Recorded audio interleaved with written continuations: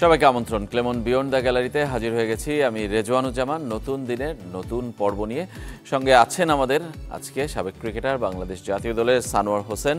স্বাগত জানাচ্ছি আপনাকে সানোয়ার হোসেন। এবং আমরা আজকে কথা বলবো বিপিএল এর দলগুলোর প্রস্তুতি শুরু হয়ে গেছে আজ থেকে আনুষ্ঠানিকভাবে। যদি আমরা বলি, ঢাকা ক্যাপিটালস সকালে অনুশীলন শুরু করেছে, চিটাগং কিংস দুপুরে শুরু করবে, কাল থেকে champion Fortune Barishal, Rangpur Riders অনুশীলন শুরু করবে। সুতরাং এক ধরনের বিপিএল এর আগমনী বার্তা কিন্তু শুরু হয়ে গেছে। সানোয়ার হোসেনের সঙ্গে আপনারাও কিন্তু যুক্ত হতে পারেন, ফোন করতে হবে স্ক্রিনে দেখানো নম্বরগুলোতে। যে কোনো প্রশ্ন অথবা মতামত আমাদের সঙ্গে আপনারা শেয়ার করতে পারেন। আলোচনায় যাবার আগে নিয়ম মেনে দেশ বিদেশের খেলার সবশেষ খবরগুলো এক নজরে জানিয়ে দিতে চাই। শুনছিলেন খেলার সবশেষ খবরগুলো এক নজরে আপনাদেরকে জানিয়ে দিলাম। বলছিলাম যে বিপিএল এর প্রস্তুতি নিয়ে আমরা কথা বলবো। আজ থেকে আনুষ্ঠানিকভাবে অনুশীলন শুরু হয়েছে। সানোয়ার হোসেন আছেন আমাদের সঙ্গে, আপনারাও চাইলে অংশ নিতে পারেন, ফোন করতে হবে স্ক্রিনে দেখানো নম্বরগুলোতে। সানোয়ার হোসেন, আর মাত্র কয়েকটা দিন বাকি, আমি 4 দিন যদি আজকে বাদ দিয়ে হিসাব ধরি, 4 দিন পরেই আসলে টুর্নামেন্ট শুরু হয়ে যাবে। 30 ডিসেম্বর 25-এর টুর্নামেন্ট 24-এ শুরু হচ্ছে। কিন্তু সব মিলে প্রস্তুতি কেমন আপনি বলবেন, কিংবা এবারের বিপিএলটা আলাদা হবে কোন জায়গায়? দেখেন, বিপিএল শুরু থেকে যদি খেয়াল করে দেখি, শুরুটা কিন্তু আমাদের চমৎকার ছিল। শুরুটা বেশ প্রথম দিকে বেশ কিন্তু আমরা যেই ওয়েতে আগাচ্ছিলাম, মনে হচ্ছিল একসময় যে আইপিএল এর পরে বিপিএল এর অবস্থান, এবং অবস্থানটা তৈরি করেছিল। কিন্তু ডে বাই ডে কিন্তু ওই কনসিস্টেন্সিটা আমরা রাখতে পারি নাই। বিভিন্ন ইস্যুতে আমরা কিন্তু খেলার মান, অর্গানাইজিং সব কিছু দিয়ে এর মধ্যে পিছিয়ে গিয়েছি, যেই কারণে কিন্তু আমরা ওই স্ট্যান্ডার্ডটা এখন আমরা ওই জায়গায় নেই। তারপরে বিপিএল এই বোর্ড যারা এখন নতুন ফারুক ভাইরা যখন শুরু করেছে, তখন থেকে চিন্তা করেছে যে বিপিএলটাকে আবার কীভাবে নতুনভাবে রিভাইভ করা যায়, ওই জৌলসটা, স্ট্যান্ডার্ডটা সব কিছু ফেরত। কিছু কিছু ক্ষেত্রে হয়তো বেশ কিছু ভালো পজিটিভ দেখছি, যেটা হলো আমি প্রথমেই বলবো যে এই টি-20 টুর্নামেন্টটা শুরুর আগে যেটা করেছি, এটা একটা বড় প্লাস পয়েন্ট আমি বলবো। যেটা আমরা অনেক দিন যাবতে সবাই বলে আসছিল যে এরকম একটা টুর্নামেন্ট যদি বিপিএল এর আগে হয়, বা ডোমেস্টিক আরও কয়েকটা টুর্নামেন্ট হলে আমাদের টি-20 ফরম্যাটে যেই স্ট্যান্ডার্ডে যাওয়া দরকার, এটার একটা প্ল্যাটফর্ম হতে পারে। কারণ আমাদের যে প্লেয়াররা যারা বিপিএলে খেলে, মোস্ট অফ দ্য প্লেয়াররা কিন্তু লিডিং রোলটা প্লে করতে পারে না। হয়তো ওইখানে ফরেন প্লেয়াররা মেজর রোলটা প্লে করে, ওই ক্যাপাসিটিটা তাদের শো করার সুযোগ থাকে না, ওই অ্যাবিলিটিও তৈরি হয় না তখন। স্বাভাবিক এইটার মাধ্যমে অ্যাটলিস্ট প্লেয়াররা, যে টুর্নামেন্টটা হয়েছে, প্লেয়াররা ওই বিলিফটা তৈরি হয়েছে। আমাদের ডোমেস্টিক ক্রিকেটার যারা খেলে, ডোমেস্টিকে খেলছে বা ন্যাশনাল টিমের পাশে বা আশেপাশে আছে, তারাও কিন্তু ওই অ্যাবিলিটি আছে। তারা সুযোগ পেলে, উইকেট যদি সাপোর্ট করে, তারাও কিন্তু 150-200 স্ট্রাইকেটে ব্যাটিং করার অ্যাবিলিটি তাদেরও আছে। এটা একটা বড় প্লাস পয়েন্ট হয়েছে। এটা একটা আমি বলবো স্টার্টিংটা সেম ওয়েতে আরও কিছু চিন্তা, প্রোডাকশনের দিকে চিন্তা করেছে। তারপরে যদি হাইপের কথা বলি, যে কত কিছু বিপিএল আমরা দেখেছি, ওইরকমভাবে উন্মাদনাও আমরা দেখি নাই। শুরু করার জন্য বিসিবি বিভিন্ন ধরনের উদ্যোগ নিয়েছে, এইগুলি একটা প্লাস পয়েন্ট। তারপর এখন বাকিটা হলো মাঠের ক্রিকেট। মাঠের ক্রিকেট যেই জায়গাটা সবচেয়ে বেশি ইম্পর্টেন্ট, যে এগুলো তো আসলে বাইরে, কিন্তু মাঠের খেলাটা আসলে সবচেয়ে ফোকাস থাকা উচিত হলো খেলার, যেটা আমরা এখনো ওই জিনিসটা নাই, যেটা হলো হোম অ্যান্ড অ্যাওয়ে। এইটা একটা বড় প্লাস পয়েন্ট হবে যদি আমরা তৈরি করতে পারি। এখন পর্যন্ত যদি 3টা ভেন্যুতেই খেলা হবে, এটা যদি আমরা ডে বাই ডে প্রতি একবারে হয়তো বা ওভারনাইট সম্ভব না, একটা ভেন্যু যদি বাড়াইতে পারি, এইটা হবে প্লাস পয়েন্ট এই জায়গাগুলিতে। আর সবচেয়ে আমি বড় আশা করবো যে সিলেটে যেই ধরনের উইকেটের টুর্নামেন্টটা প্রথম দিকে যেভাবে শুরু হয়েছে, যেই ধরনের উইকেটে খেলা হয়েছে, আমি আশা করবো সবচেয়ে বড় প্লাস পয়েন্ট হবে এইটা যদি আমরা শুরু করতে পারি। উইকেটটা যদি এইভাবে সব জায়গাতে যদি তৈরি করতে পারি, সেম হইতে বাকি যেগুলি লোফল আমাদের আছে, পেমেন্ট ইস্যু থাকেই থাকে, এইগুলি দিয়ে ওভারকাম করে এখনও আমরা শুনতে পাচ্ছি বিভিন্ন অনেক আগের পেমেন্ট নিয়েও এখন ইস্যু তৈরি হচ্ছে। এবারে ফ্র্যাঞ্চাইজি ফিও দেয়নি, ফ্র্যাঞ্চাইজি ফি দেওয়া হয় নাই, যদিও বোর্ড থেকে বলা হচ্ছে সার্বিক পরিস্থিতি, দেশের পরিস্থিতি, স্পন্সর মার্কেট সব কিছু বিবেচনা করে। তারপরেও আমাদের একটা স্ট্যান্ডার্ড সেট করা দরকার। এটা থেকে ইন্টারন্যাশনাল ফ্লেভার একটা টুর্নামেন্ট, যখন আইপিএল বিপিএল এর সাথে কম্পেয়ার করি আমরা, তখন স্বাভাবিকভাবে আমাদের স্ট্যান্ডার্ডগুলি ডে বাই ডে এগুলি ইমপ্রুভ করতে হবে, প্রোডাকশন ইমপ্রুভ করতে হবে, home and away system improve করতে হবে, খেলার ওভারঅল প্লেয়ারদের খেলার মানটা যে জায়গায় খেলবে ওইগুলি ইমপ্রুভ করতে হবে। সব মিলে আপনি মানে আশাবাদী কিনা? আমি বলছি যে এবারের বিপিএল হয়তো খুব বড় তারকার নাম নেই, মানে আগে অনেক খেলেছেন, কিন্তু সেটার নানা কারণ আছে। অর্থ একটা কারণ, কিংবা একই সাথে অনেকগুলো টুর্নামেন্ট, সেটার একটা কারণ আছে। কিন্তু সেইটা কি মানুষ ভুলে যাবে যদি কম্পিটিটিভ ক্রিকেট হয়, কিংবা অনেক বেশি রান হয়, কিংবা ওই রান চেজ হয়ে যাচ্ছে সেটা হয়? এটা দেখলে কি মানুষ তারকার ঘাটতিটা ভুলে যাবে? একটা তারকা তো ওয়ার্ল্ড ক্রিকেট একটা অবশ্যই বড় ব্যাপার, যেখানে যদি মানে বড় স্টাররা থাকে, মানুষের একটা আগ্রহ ডিফারেন্ট থাকে। তারপরেও এটা ওভারকাম করার বড় ওয়ে কিন্তু খেলা। এরকম যদি বড় স্কোর হয়, ওইটা চেঞ্জ হচ্ছে, এটা যে আমরা হয়তো পাকিস্তান ইয়েতে দেখি, কিন্তু অনেক সময় 200+ রান হচ্ছে, এটা চেঞ্জ হয়ে যাচ্ছে। এইভাবেই কিন্তু পাকিস্তান কিন্তু প্রোডাকশন, খেলার স্ট্যান্ডার্ড সব কিছু দিয়েই কিন্তু ওদের টুর্নামেন্টটা কিন্তু একটা ভালো স্ট্যান্ডার্ডে নিয়ে গেছে। সেম ওয়েতে ডেফিনেটলি আমরাও চাই, আমরাও আমাদের প্লেয়াররা হয়তো স্টার একটু কম হবে, একই সাথে যেহেতু ওয়ার্ল্ডের অনেকগুলি টুর্নামেন্ট শুরু হচ্ছে, স্বাভাবিকভাবে আমাদের ঘাটতি একটু থাকবেই, যেহেতু আমাদের প্ল্যানিংটা যেটা আমাদের বড় প্ল্যান, যেটা অনেক আগে থেকে প্ল্যান করতে পারি না, যে কোন সময় টুর্নামেন্ট হবে, কোন সময় প্লেয়াররা অ্যাভেলেবেল থাকবে, এই জিনিসগুলো আমরা হয়তো আমাদের অপরচুনিটিও কম, আমাদের প্ল্যানিংয়েও ঘাটতি থাকে, সব কিছু মিলে আমরা হয়তো এটা এখন পর্যন্ত ওইভাবে করতে পারি না। এইগুলি দিয়ে ওভারকাম করতে পারি, ডেফিনেটলি হয়তো ভবিষ্যতে আমরা হয়তো আরও কিছু স্টার প্লেয়ার অ্যাভেলেবেল বা আমাদের বিপিএলে দেখতে পারবো। আর সেই মতো এখন যদিও কম, তারপরে চেষ্টা করবে হয়তো অন অ্যান্ড অফ কিছু প্লেয়ার হয়তো আমরা দেখতে পারবো আশা করি। তারপরেও খেলার মানটা যদি আমরা ইমপ্রুভ করতে পারি, অবশ্যই কিছুটা হলেও ফিডব্যাক পাওয়া যাবে এখান থেকে। এনসিএল এর পরে বিপিএল, আপনার কাছে কি মনে হয় যে, আমি বলছি যে লোকাল প্লেয়াররা কতটা ভালো করার জন্য প্রস্তুত থাকবে? মানে বিদেশিরাই তো আসলে রোলগুলো প্লে করে, কিন্তু লোকাল প্লেয়াররা কি আসলে এতে করে মোটিভেটেড হবে বিপিএলে আরেকটু ভালো করার? অবশ্যই, আমি যেটা বলছিলাম যে মানুষের আমার বিলিফটা তৈরি হয় কোত্থেকে। আমি যদি ধরেন যে কোনো খেলার ক্ষেত্রে আমি যদি ডোমেস্টিকেও যদি রান করি, তখন কিন্তু আমার একটা বিলিফ তৈরি হয় যে হ্যাঁ আমার অ্যাবিলিটি। আর যেহেতু যেই ওয়েতে ব্যাটিং করেছে, কিছু কিছু প্লেয়ার যেই ওয়েতে পারফর্ম করেছে, তারা হয়তো এই বিলিফটা তৈরি হয়েছে আমিও চাইলে এরকম এই স্ট্রাইক রেটে ব্যাটিং করতে পারি। টি-20 ফরম্যাটে খালি রান করাটা ইম্পর্টেন্ট না, স্ট্রাইক রেট আমরা জানি অনেক বেশি ইম্পর্টেন্ট। আমাদের লোকাল যারা বোলিং করেছে, ব্যাটিং করেছে, সব কিছু প্রুভ করেছে যে উইকেট ভালো থাকলে, যদি বিলিভ থাকে, তারাও কিন্তু অ্যাবিলিটি আছে, ওইটা শো করেছে। ডেফিনেটলি এটা বিপিএলে তাদের রিফ্লেকশন আমরা দেখতে পারবো। আমরা একটু মিরপুরে ঘুরে আসতে চাই। আমরা বলছিলাম যে শুরু থেকেই যে আজকে প্রস্তুতি শুরু হয়েছে দলগুলোর, বিপিএল এর দলগুলোর। প্রথমে ঢাকা ক্যাপিটালস অনুশীলন করেছে, সেখানে আছেন আমাদের সহকর্মী আশিক রুদ্র। আমরা একটু সেখান থেকে ঘুরে আসতে চাই। রুদ্র, আমরা মিরপুরের পরিস্থিতি জানতে চাই, কিংবা পরিবর্তনটা জানতে চাই, যে আসলে মিরপুরে দলগুলোর অনুশীলন শুরুর পর আসলে কেমন দাঁড়িয়েছে, এবং আর মাত্র কয়েকদিন পরে বিপিএল টুর্নামেন্টকে ঘিরে কেমন পরিবেশ, আগে সেটা একটু বলবেন।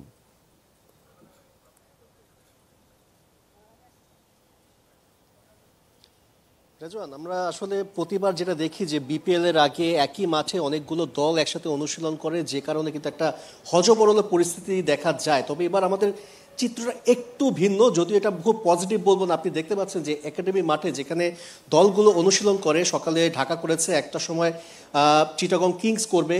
একাডেমি মাঠে এখানে পুরোটাই আসলে কালো কাপড় দিয়ে ঢেকে দেয়া, অর্থাৎ গণমাধ্যম কর্মীরা যে কাজ করবে, স্বাচ্ছন্দ্যে কাজ করবে, তাদের অনুশীলনের সেই ভিডিওগুলো, ফুটেজগুলো যে তারা নিবে, সেই সুযোগটা কিন্তু বিসিবি রাখেনি। খুব অল্প একটু জায়গায়, 10 থেকে 12 ফুটের মতো একটা জায়গা, যেখানে শুধুমাত্র ক্যামেরা পার্সন যারা আছে তারা এই ফুটেজগুলো নেওয়ার চেষ্টা করছে। যেখানে বাংলাদেশের গণমাধ্যম এত বেশি, টেলিভিশন মিডিয়া আছে, অনলাইন আছে, বিভিন্ন পত্রিকার ডিজিটাল প্ল্যাটফর্মগুলো আছে, যারা আসলে এখানে বলা যায় যে একটা ছোট জায়গার মধ্যে অনেক সংখ্যক ক্যামেরাম্যান একসাথে হয়ে যেভাবে কাজ করছে, সেটা আসলে খুবই দেখে মনে হচ্ছে খুব অমানবিক একটা পরিস্থিতি।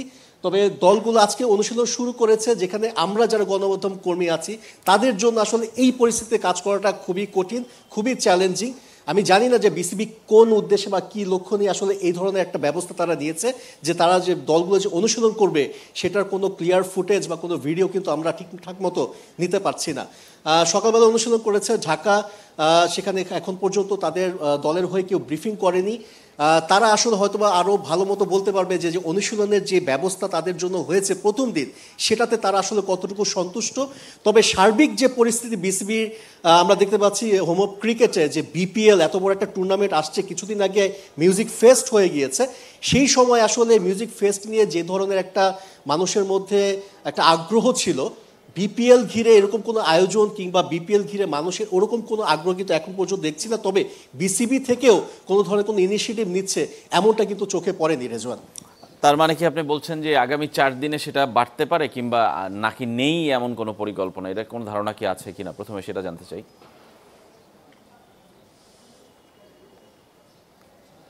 শুনতে পাচ্ছেন রুদ্র? বিসিবি এখন পর্যন্ত ওই ধরনের কোনো উদ্যোগ নিচ্ছে কিনা যে এরকম একটা বিপিএল টুর্নামেন্ট চালু হচ্ছে, তো এটাকে একটু ওইভাবে সাজানো যে এত বড় একটা টুর্নামেন্ট তারা আয়োজন করতে যাচ্ছে, সেই ধরনের কোনো কিছু চোখে পড়েনি। তবে আগামী 4 দিন, এখনও বিপিএল যেহেতু 30 তারিখ থেকে শুরু, এখনও হাতে হয়তো 4 দিন সময় আছে, এই সময়টা তারা কতটুকু কাজে লাগিয়ে সেভাবে আসলে মানুষকে আরও আগ্রহী করে তুলবে এই টুর্নামেন্টের প্রতি, সেটা একটা বড় একটা সন্দেহের জায়গা আছে। কারণ আপনি জানেন যে অনেকগুলো টুর্নামেন্ট একসাথে শুরু হওয়ার কারণে এমনিতেই কিন্তু বিপিএলে বড় তারকা যারা আছে, টি-20তে যাদেরকে আমরা খুব বড় সুপারস্টার হিসেবে চিনি, এমন কোনো ক্রিকেটার বড় তারকা কিন্তু বিপিএল এরকম আসছে না, দলগুলোও পাচ্ছে না। এটাও একটা বড় রিজন। সেক্ষেত্রে আসলে দেশীয় ক্রিকেটার যারা আছে তাদেরকে আসলে কেন্দ্র করে মানুষকে আগ্রহ করে তোলা, সেটার উদ্যোগটা বিসিবি কতটুকু নিতে পারে, সেটা একটা সন্দেহ কিন্তু থেকেই যায় রেজওয়ান। তার মানে মাঠের ক্রিকেটের চেয়ে মাঠের বাইরের বিভিন্ন আয়োজন, আমি যদি বলি Muscat launch, theme song launch কিংবা মিউজিক ফেস্ট, সেগুলোতেই আসলে ক্রিকেট বোর্ড বেশি আগ্রহী কিংবা নজর দিয়েছে, আপনার কি তাই মনে হয়?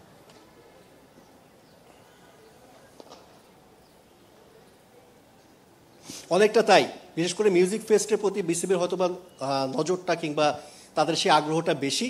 তবে মাঠে আসলে মাঠের পারফরমেন্স, মাঠের খেলায় কতটুকু উন্নতি হবে, ক্রিকেটারদের কতটুকু ডেভেলপ হবে, সেটা নিয়ে বিসিবি আসলে কতটুকু কনসার্ন, বিসিবি এটা নিয়ে আলাদা করে কোনো কাজ করছে কিনা বা দলগুলোকে সেভাবে কোনো ব্রিফ করা হচ্ছে কিনা, এখন পর্যন্ত কিন্তু বিসিবির সেরকম কোনো উদ্যোগ আমাদের চোখে পড়েনি। তবে আজকে থেকে যেহেতু অনুশীলন শুরু হচ্ছে, দলগুলোর সাথে কথা বললে হয়তোবা আরও ব্যাপারগুলো পরিষ্কার হবে যে বিসিবি তাদের সাথে এই ধরনের কোনো আলোচনা করেছে কিনা বা তাদের কোনো ব্রিফ করেছে কিনা, কোনো গাইডলাইন দিয়েছে কিনা। দেশীয় ক্রিকেটার আমরা যেটা দেখলাম এনসিএল টি20 কাপে টুর্নামেন্টে, যে দেশীয় ক্রিকেটারদের পারফরমেন্স শুরুর দিকে অন্তত টুর্নামেন্টের অর্ধেক পর্যন্ত আমরা দেখেছি ব্যাটিং এবং বোলিং যথেষ্ট ভালো হয়েছে।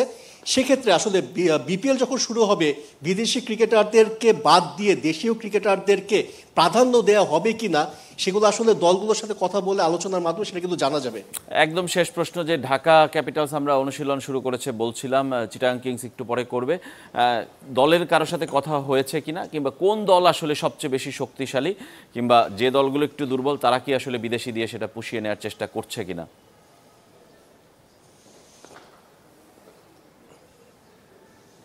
আসলে কাগজে কলমে যদি বলতে হয় তাহলে ফরচুন বরিশালে অনেকটাই এগিয়ে।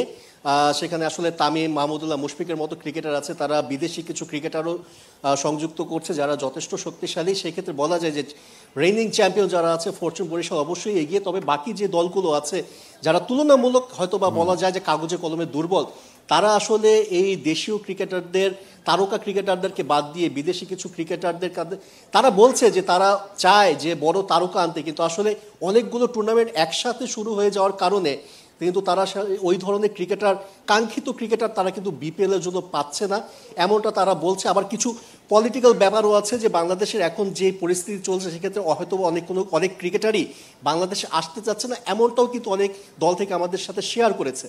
তবে ঢাকা প্রথমে আজকে প্র্যাকটিস করেছে, এখন পর্যন্ত কিন্তু ঢাকার কেউ কথা বলেনি। আমরা যতদূর জানি তাদের খালেদ মাহমুদ সুজন, তিনি আমাদের সাথে কথা বলার কথা, তিনি কথা বললে হয়তোবা আরেকটু জানা যাবে যে তারা আসলে বিপিএলকে ঘিরে কোন ধরনের ক্রিকেটার, আরও বিদেশি কোনো তারকা কি তারা আনতে চাচ্ছে কিনা, কাদেরকে আনতে চাচ্ছে, এবং বিপিএল ঘিরে আসলে যারা একটু কম শক্তিশালী দল তারা আসলে সেই ফরচুন বরিশাল কিংবা রংপুর তাদের সঙ্গে ফাইট করার জন্য, তাদেরকে সেই চ্যালেঞ্জ ছোড়ার জন্য তাদের পরিকল্পনা কি, তারা কীভাবে তারা কৌশলগুলো সাজাবে, সেই ব্যাপারগুলো কিন্তু পরিষ্কার হবে। ধন্যবাদ আপনাকে রুদ্র, আমাদের সঙ্গে যোগ দেওয়ার জন্য। মিরপুর স্টেডিয়াম থেকে যোগ দিয়েছিলেন আশিক রুদ্র, জানাচ্ছিলেন বিপিএলের দলগুলোর প্রস্তুতির প্রথম দিনের খবর। সানোয়ার হোসেন, এক কথা একটু জানতে চাই, আমরা বিরতিতে যাব, যে ক্রিকেট বোর্ডের মাঠের ক্রিকেট নিয়ে কি আরেকটু বেশি ফোকাস হওয়া উচিত কিনা, কিংবা আমি জানি না যে হয়তো হবেও হয়তো সময়ের সাথে সাথে, কিন্তু আমি বলছি যে দর্শক আসা প্রথম থেকে, বিপিএলের প্রথম দিকে আসলে দর্শক খুব কম আসে, পরের দিকে আবার বাড়তে থাকে। এটা আলটিমেট তো সবকিছু আয়োজন কিন্তু ক্রিকেটের জন্যই, আমাদের ক্রিকেটের জন্য সবকিছু। আমাদের টি20 ফর্মেটে আমরা নিজেদেরকে কীভাবে নেক্সট স্টেপে নিয়ে যেতে পারি, আমরা ওয়ার্ল্ড ক্রিকেটে এখনও ওইভাবে ডমিনেট করতে পারি না, বা এই ফর্মেটে অনেক পিছিয়ে আছে, আমাদের ইমপ্রুভ করার জন্য এটা কিন্তু সার্বিক আয়োজন। তারপরে একটা বাণিজ্যিক কারণ হয়তো থাকে, কিন্তু বড় উদ্দেশ্য কিন্তু আমাদের ক্রিকেট। আমার মনে হয় না এখন পর্যন্ত যে ওয়েতে আগাচ্ছে, মানে আরও বেশ কিছু জিনিস নজর দিতে হবে। বিকজ আমি কিন্তু এই টুর্নামেন্টের সাথে, এই বিপিএলের সাথে অনেকভাবে বিভিন্ন বিভাগের টিমের ম্যানেজার ছিলাম, চ্যাম্পিয়নশিপের ম্যানেজার ছিলাম, টিমের সাথে ছিলাম। প্রথম শুরু থেকে যা দেখে আসছি, ওই বিসিবির ওই মাঠের উপরে সবাই ডিপেন্ডেন্ট, ওই প্র্যাকটিস ফ্যাসিলিটি ওইটার উপরে ডিপেন্ডেন্ট, এইটা শেয়ার করে একটা প্রপার প্র্যাকটিস ফ্যাসিলিটিস নেই। সেম ওয়েতে কারো কিন্তু চিন্তাধারাতেও নাই যে আমরা, এটার কারণও আছে, কিন্তু টিমগুলির লম্বা সময়ের জন্য কারো কাছে ফ্র্যাঞ্চাইজি মালিকানা নেই, যে কারণে অ্যাটলিস্ট যদি 5 ইয়ার্সের মালিকানা না থাকে তাকে ওই প্রপার প্ল্যান করাও ডিফিকাল্ট। একমাত্র রংপুর রাইডার ছাড়া এখন পর্যন্ত কারো কাছে কিন্তু প্র্যাকটিস ফ্যাসিলিটিস বলেন, মাঠ বলেন, নিজস্ব নেই। এইটা ওভারকাম না করলে, এটাই বোধহয় লাস্ট টার্ম বিসিবির সাথে, বিপিএল টিমগুলির সাথে। নেক্সট ইয়ার থেকে ডেফিনেটলি বিসিবি এইগুলি জায়গায় চিন্তা করতে হবে, স্ট্রং ফ্র্যাঞ্চাইজি, তাদের অ্যাবিলিটি আছে লং টাইম রান করার জন্য, ফাইন্যান্সিয়াল আমাদের যা অ্যাবিলিটি ওইভাবে স্ট্রাকচার চিন্তা করে যদি একটা লং টার্ম প্ল্যান করে, এরকম প্রসেস যদি আমরা প্রপার স্ট্রাকচার না করতে পারি, তাহলে কিন্তু অন অ্যান্ড অফ এরকম আমরা এরকমই দেখতে পারবো, প্র্যাকটিস ফ্যাসিলিটিস নাই, মাঠ নেই, টিমের ফ্র্যাঞ্চাইজি মানি নিয়ে সমস্যা, এগুলি কিন্তু কন্টিনিউ আমরা দেখতেই থাকবো। আপনি বলছিলেন যে রংপুরে নিজস্ব প্র্যাকটিস ফ্যাসিলিটি আছে, বসুন্ধরায় তারা করে, এবং ফরচুন বরিশালও এবার পিকেএসপিতে কালকে তাদের অনুশীলন শুরু করবে। আমরা একটা ছোট্ট বিরতি নিয়ে ফিরে আসবো ক্লেমন বিয়ন্ড দ্য গ্যালারিতে, সঙ্গেই থাকবেন।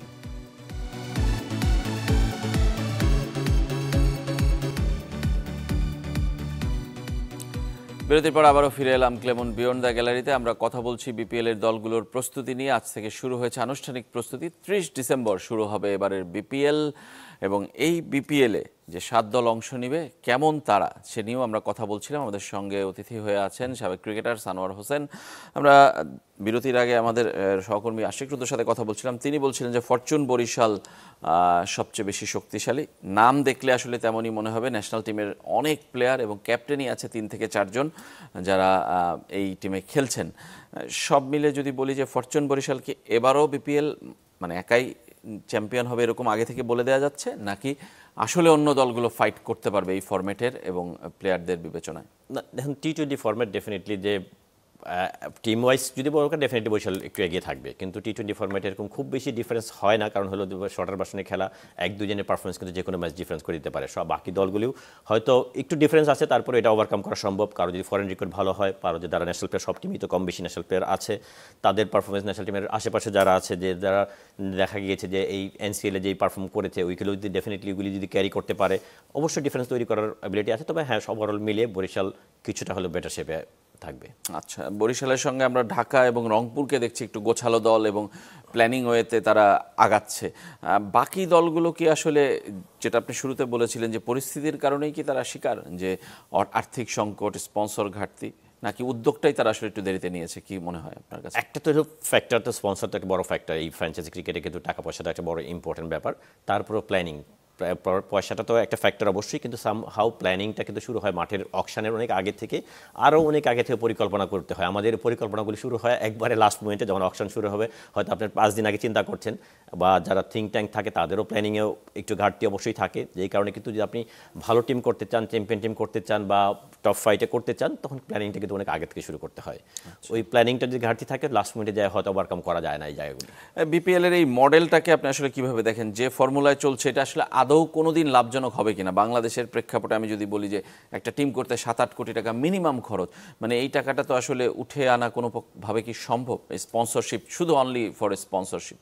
এই ফরম্যাটটা, চিন্তাধারাটা, প্ল্যানিংটা সব কিছুর মধ্যে মডিফাইড করতে হবে। দেখেন, আমরা কিন্তু শুরুর দিকে যদি বলি, আমি বলছিলাম আমি কিন্তু ঢাকার সাথে ছিলাম। ঢাকা কিন্তু একটা সময় ঢাকা গ্ল্যাডিয়েটার্সে ছিলাম, চ্যাম্পিয়নশিপ টিম করেছিল, চ্যাম্পিয়ন হয়েছিল। ওই সময় কিন্তু মোটামুটি কাছাকাছি যারা ছিল, খুলনা ছিল, যেই টিমগুলি ছিল, সবাই কিন্তু স্পন্সর থেকে একটা মোটামুটি একটা ভালো মানে যেই বাজেটের একটা কাভার করতে পেরেছিল। আপনি যদি আইপিএলের কথা চিন্তা করেন, আইপিএল তখন বিগ স্টেক, এখন আর চিন্তা করার সময় নেই। শুরুর দিকে যদি চিন্তা করেন, শুরুর দিকে কিন্তু আইপিএলও কিন্তু একেবারে যে প্রফিটে চলে গেছে তা কিনা, কিন্তু প্রথম 5-6 বছরে কোনো টিমই প্রফিটে যেতে পারে নাই, বিকজ অফ, কিন্তু তারা কিন্তু জানে যে ওই লং টার্মে কীভাবে প্ল্যানটাকে এক্সিকিউট করতে হবে, ওই প্ল্যানই কিন্তু আগিয়েছে। স্বাভাবিকভাবে মার্কেটে বড়, ওরা ভালোভাবে করেছে। আমাদের মার্কেট বিবেচনা করে, আমাদের যা অ্যাবিলিটি, ওইভাবে চিন্তা করে বাস্তব সাথে মিল রেখে যদি প্ল্যান করি, বড় বড় ফ্র্যাঞ্চাইজি বলি, ব্যাঙ্কগুলি বলি, কর্পোরেট হাউসগুলি যদি আসে, ডেফিনেটলি বাংলাদেশের যে বড় মার্কেট, ক্রিকেটের প্রতি যে ক্রেজ, আমরা যদি প্রপারলি ইউজ করতে পারি, ডেফিনেটলি এই জায়গায় ভালো করার সুযোগ আছে। তবে আরেকটা জিনিস শেষ করতে চাই, আমরা ক্রিকেট বোর্ড চেঞ্জ হয়েছে, আমরা সবাই জানি, হয়তো বা নতুনভাবে চিন্তা করা হচ্ছে। সবাই বিপিএল নিয়ে এত বেশি চিন্তা করি, বিপিএল অবশ্যই আমরা চিন্তা করব, কিন্তু বিপিএলের পাশাপাশি আমাদের ক্রিকেট কিন্তু বিপিএল না অনলি, বিপিএল একটা পার্ট। আমাদের বড় ক্রিকেটে first class cricket, domestic cricket, এইগুলি নিয়ে বড়োভাবে চিন্তা করতে হবে। আমাদের উপদেষ্টা বলি, বোর্ড প্রেসিডেন্ট বলি, সবাইকে ওই জায়গায় বেশি নজর দিতে হবে। আমাদের ক্রিকেটটা যদি সার্বিক ইমপ্রুভ করতে যায়, ওই জায়গায় যদি নজর না দিই, তাহলে কিন্তু আমাদের ক্রিকেটটা খুব ভালোভাবে আগাবে না। মানে এই কথাটা আপনার কেন মনে আসলো যে মানে লোকাল ক্রিকেটে আমাদের আরো বেশি ফোকাসটা আসলে কোন জায়গায় দেওয়া উচিত? কিভাবে আমাদের ডোমেস্টিক স্ট্রাকচার কথা চিন্তা করি, আমাদের যদি ডিস্ট্রিক্টগুলির কথা বিবেচনা করি, কোন জায়গায় প্রপারলি ক্রিকেট হয়, কোন জায়গায় প্রপার প্র্যাকটিস ফ্যাসিলিটিস আছে। এই সাব্বিরের কথাই বলি, সাব্বির যে ইন্টারভিউ দিল, সে ও ন্যাশনাল টিমের প্লেয়ার না যদিও, কিন্তু national x national player, almost কাছাকাছি ন্যাশনাল টিমের কাছাকাছি আছে। ও একটা প্র্যাকটিস ফ্যাসিলিটিসের জন্য সে ঢাকায় না পেয়ে রাজশাহীতে যেতে প্র্যাকটিস করতে হয়, বা এরকম কিন্তু সবারই এই প্রবলেম আছে। একমাত্র ন্যাশনাল টিমের কিছু প্লেয়ার হয়তো ওই সুবিধাটা পায়, 20 থেকে 25 জন, তারপরেও যে 100% যে ওয়ার্ল্ড ক্লাস স্ট্যান্ডার্ড ফ্যাসিলিটিস, কিন্তু ইনডোর ফ্যাসিলিটিস বলে সব কিছু নেই। আমাদের এই জায়গাগুলোতে করে ডিস্ট্রিক্টগুলিতে প্রপার লিগ হইতে হবে, ডিস্ট্রিক্টগুলিতে ডিভিশনগুলিতে proper practice facilities, indoor facilities, এইগুলি চিন্তা করতে হবে। কোন উইকেটে ক্রিকেট খেলা হচ্ছে, আমরা হয়তো ওয়েস্ট ইন্ডিজের টি-20 ফরম্যাটে ভালো করে অসাধারণ করে আসছি, কিন্তু কোন ধরনের উইকেটে খেলে ভালো করেছি, কোন ধরনের উইকেটে ইমপ্রুভ করতে হবে। আমাদের বিপিএল যে ধরনের উইকেটে হচ্ছে, কোন ধরনের রান হওয়া উচিত, কী ধরনের ইন্টারন্যাশনালে ভালো করতে গেলে, এই সব কিছু বিবেচনা করে চিন্তা করলে ক্রিকেট কিন্তু আমরা যদি শর্টকাট কোনো রাস্তায় নিয়ে ওভারনাইটে কোনো চেঞ্জ করতে পারবো না। দীর্ঘমেয়াদী প্ল্যান ছাড়া যদি আমরা না আগাই, তাহলে কিন্তু আমাদের ক্রিকেটটা খুব বেশি অন এন্ড অফ পারফর্ম করবো, মানে ধারাবাহিকভাবে পারফর্ম করা সম্ভব না। একদমই শেষ প্রশ্ন আমাদের অনুষ্ঠানে, যে বিপিএলে আপনি এবার কি দেখতে চান? মানে কি দেখলে আপনি মনে করবেন যে বিপিএল একটু হলেও সার্থক? ডেফিনেটলি মাঠের ক্রিকেট, সবার আগে তো মাঠের ক্রিকেট ভালো। মাঠের বাইরে বোর্ড ডেফিনেটলি চেষ্টা করছে, বিভিন্ন হয়তো মানে ফোকাসটা বিপিএলে মানুষের আগ্রহ তৈরি করার জন্য চেষ্টা করছে। আর ডেফিনেটলি মাঠের দর্শক আকর্ষণ তো অবশ্যই চাই, দর্শক একটা খেলার প্রাণ, অবশ্যই দর্শক চাই, কিন্তু মাঠের খেলাটা অর্গানাইজারদের সেম ওয়েতে কাজ করতে হবে, সেম ওয়েতে প্লেয়ারদেরও ভালো করতে হবে। ভালো পারফর্ম করলে কিছুটা হলেও এগুলি ওভারকাম করবে। ধন্যবাদ আপনাকে সানোয়ার ভাই আমাদের স্টুডিওতে আসার জন্য। আমরাও আশা করি যেটা সফল টুর্নামেন্ট হবে এবং বিতর্ক মুক্ত বিপিএল হবে, যেটা আগের আসরগুলোতে কখনোই হয়নি, এবার সেটা হবে এবং মাঠের ক্রিকেটটা সবাইকে আকৃষ্ট করবে, আকর্ষণ ছড়াবে, পারফরমেন্স দিয়ে প্লেয়াররা নজর কাড়বেন। সবাই ভালো থাকবেন, আজকের মতো এখানেই শেষ করছি।